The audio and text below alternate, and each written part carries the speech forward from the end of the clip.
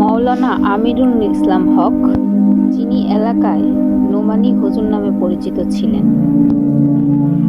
ভাবা যায় নিজের সন্তানই নিজের পিতাকে খুন করবে?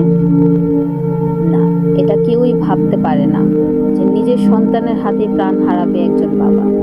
কি সুন্দর দেখা যাচ্ছে ছবির মধ্যে বাবা ছেলে একসাথে, কিন্তু এই ছেলে যে বাবার প্রাণ নিবে কেউ ভাবতেও পারেনি।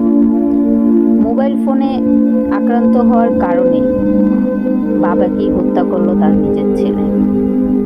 দিনদার হয়েও কিভাবে বাবার খুন করতে পারলো? এটাই কি কিয়ামতের আলামত? একজন পিতা তার সন্তানের কাছে সুরক্ষিত নয়। ভাবতেও অবাক লাগে, একটি সুন্দর প্রাণ এভাবে চলে যাবে।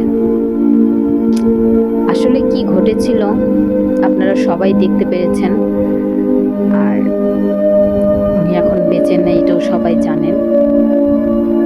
এরকম ঘটনা যাতে দ্বিতীয়বার না ঘটে আমরা জোর দাবি করছি যে ছেলের উপযুক্ত শাস্তি হোক।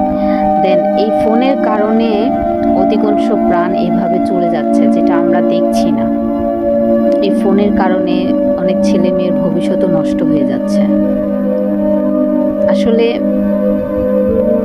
এই খুনের পিছনে কি ফোনটাই মেন কারণ ছিল?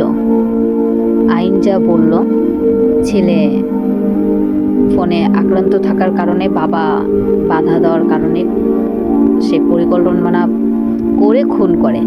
মুভির থেকে এক একটা স্কিল তৈরি করে সে তার বাবাকে হত্যা করে। ভাবা যায় যদি সন্তানের কাছেই বাবা মা নিরাপদ না থাকে, তাহলে বাবা মা আশ্রয় নেবে কোথায়? যে বৃদ্ধকালে কাকে বিশ্বাস করবে? আজকাল কি হচ্ছে এই দেশটার মধ্যে? এই দেশের মধ্যে অধিকাংশ প্রাণী এভাবে চলে যাচ্ছে। ভাবা যায় আরো অনেক অনেক ভিডিওর মধ্যে এমন দেখা গেছে যে মেয়ে বাবাকে লাথি মারছে, খাওয়াতে পারবে না, পড়াতে পারবে না। ছেলেরাও সেম কাহিনী করছে, নামাজ পড়ে কপাল কালো করে ফেলছে, কিন্তু বাবা মার গায়ের মধ্যে তারা হাত তুলছে।